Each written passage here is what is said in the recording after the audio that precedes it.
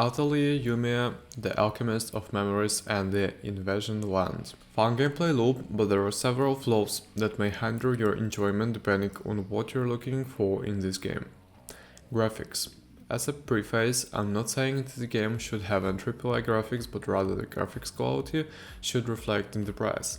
Realistically, a smaller studio from a niche franchise won't feasibly create a graphical marvel, but they are asking for the same price. Way more if you consider DLC as several other AAA games that is not justifiable.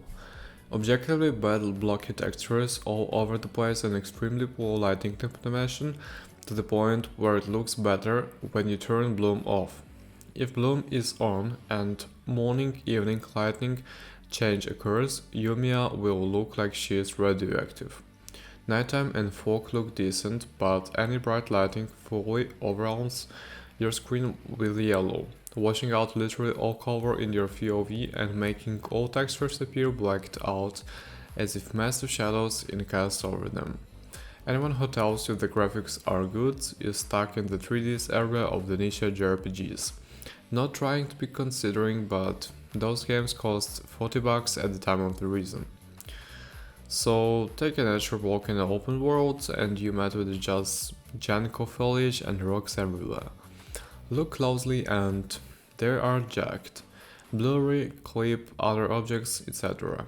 Long distance views are alright, but anything in your immediate vicinity cheapens the environment. Character modes are low polygon count. This example may be a bit carven, but Yumia's spot in the beach skin looks like the two conjoined shapes that weren't smoothed out properly. Several JRPGs released prior to 2020, maybe even 2016, looks much better.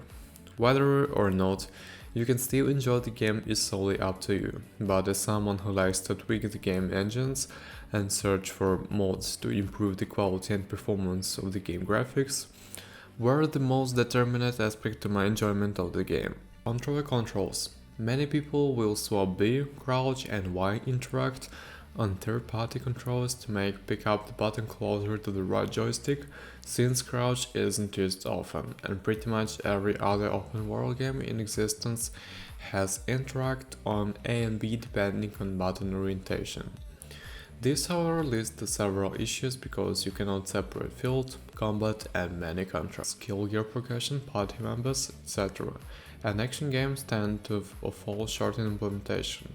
Yumia isn't nearly as embarrassing as 16's, but things like lack of skill customization and poorly thought out of chest rewards are represented in both games. Atelier Yumia also does not the party members from the field with you stay with wood in other non-turn-based RPGs such as Xenoblade, Nier, Firis 7R, etc., which causes the game feel less lively. Difficulty, I'm on very hard, the maximum vanilla difficulty, and it's a cakewalk. In the skill tree I prioritize particles, gathering, shooting, item quality, synthesis skill, synthesis, max quality. Game constantly throws the particles at you, so it's very quick to max out receives to obtain extremely overpowered geared and items via alchemy. I was hitting the quality cap of 999 and one-shooting everything before advancing the story to the second region of the game, of which there are 4. Greenhouse trivializes the material collection because it infinitely duplicates materials and requires almost no time at all to give you the stacks of hundreds of any material you came across. Final verdict, in my honest opinion, I think Atelier were overcharges for these games.